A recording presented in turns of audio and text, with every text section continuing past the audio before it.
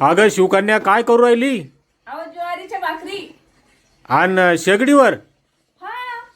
पा मंडळी, आता चूल गेली आणि शेगडी आली, गॅस आला, साडी बी गेली आणि ड्रेस आला, साडीचा पदर गेला, ओढणी आली, रुमालाचा पदर आला. हा रुमालाचा पदर आला.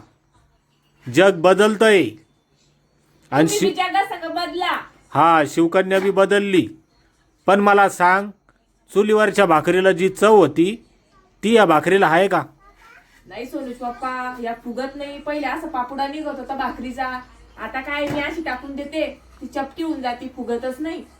हा, तर ती चव नाही राहिली जेवणाला. तर असं आहे. तर आपण बी अधून मधून चुलीवर करायचो सोनूज पप्पा, त्यांना बी दाखवू. तर ज्वारीच्या भाकरी संग दूध. दूध आहे का? हा, आणि हिरव्या मिरचीचा ठेसा. हे बघा, हा लसण, मिरच्या, कोथिंबीर. हा बस झालं. झालं.